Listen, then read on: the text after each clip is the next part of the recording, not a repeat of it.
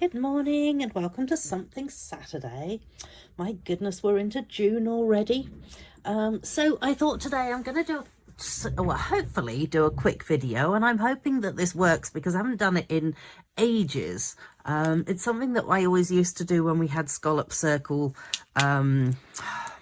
punches, and yeah. And I just thought, well, you know what, we'll give it another go and hopefully it works with what I've chosen. And if it doesn't, then you won't be watching this video. So we shall find out. These are the scallop circles that I'm using. So it's scallop bloom dies, and they are amazing. I mean, look at the size of that. You can literally make a card out of the first two.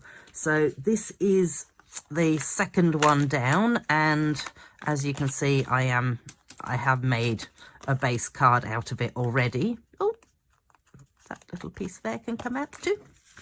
Let's get rid of that.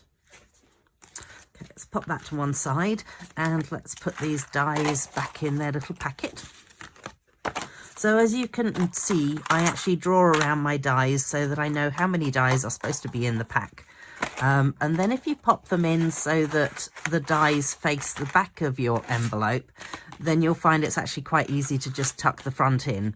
I do it that way just also so that they're contained and they don't fall out of the little gap that's at the front there. Oh dear, am I holding that way too far back?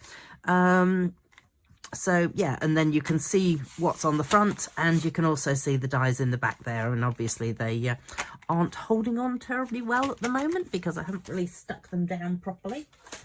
Anyway, I'm also going to use some of the Natural Hues textured specialty paper, which is a kind of cool, it's got this well, texture to it, so it's almost like raw paper that's been made from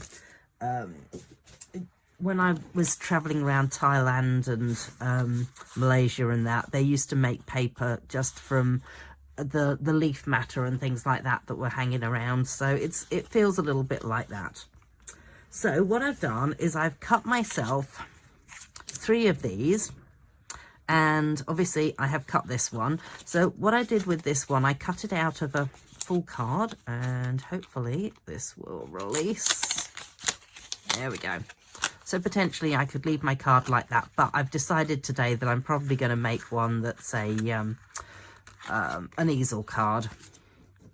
But what am I going to do with these pieces? So what I always used to do was I used to cut it into the middle a little bit like this.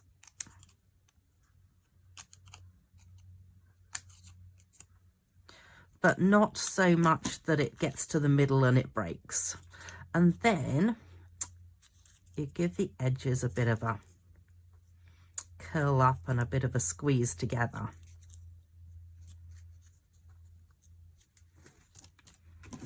Okay, and then you repeat it with the next ones as well. So I shall probably go a little bit silent while I'm doing this so that you don't have me talking over it.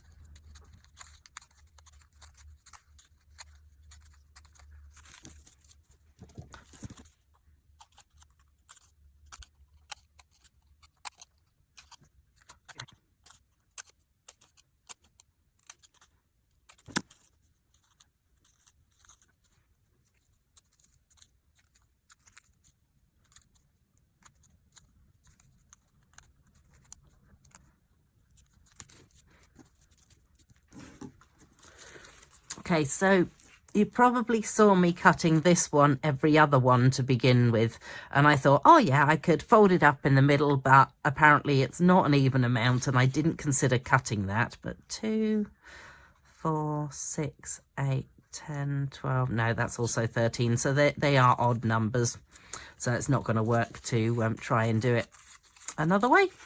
All right, so the other thing, if I'm going to make this into an easel card, I just need to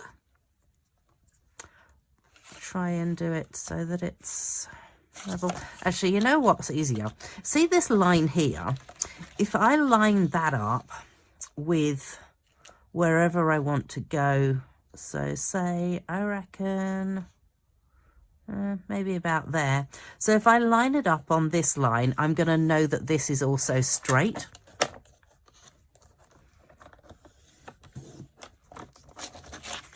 And then that way I will have a line that goes straight with the line that's at the top, if that makes sense, because otherwise you're going to end up with something that's crooked and then it looks a bit odd. And yeah, I mean, sometimes my cards do look a little odd, but I don't deliberately go out of my way to produce an odd looking card, I have to admit. I actually really like that. I think that's really pretty the way it comes together like that. So now I'm just going to add some of these. Might as well just pop them straight into the middle there, I think, if I pop 3 of those into there. And the reason I'm using small ones is because I don't know where my big ones have disappeared to. Okay. You know, if you sort of shove your fingernail into these, it does lift up a side for you, which makes it a little bit easier to lift off.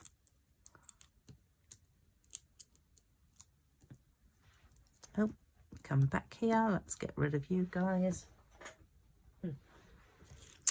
Wow, I think I just shoved them onto the floor rather than into the bin. I feel like that's how my craft room rolls quite a lot, actually. 1, 2, 3. I might just use my picky tool to remove these ones. 3. And pop that down on top. Yeah, I really like the way that's doing that, actually. That's cool. Okay, so now I'm going to attach it onto here. So what I might do, because I don't want it to attach to the top, because otherwise when you fold it up, it's going to try and fold in half. What I might just do is pop some of these just down like that. And then I should be able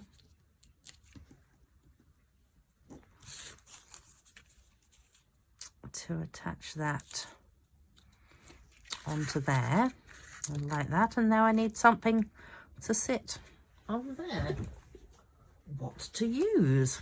Hang on a minute. So I actually have these really cool, bulky, dreamy flowers, they are called.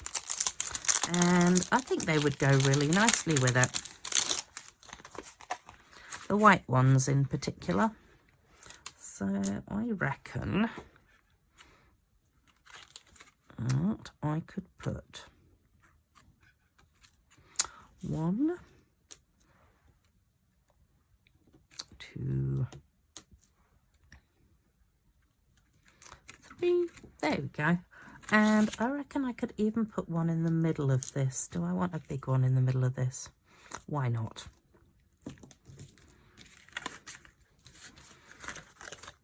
So there you go. One very quick and easy card. And I actually really like that.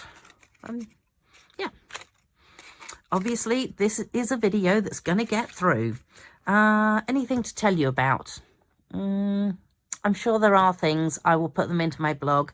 Check out my blog, because I might make another one of these with something different. And yeah, not sure what else I'll be doing. Okay, thanks so much for joining me. Okay, bye.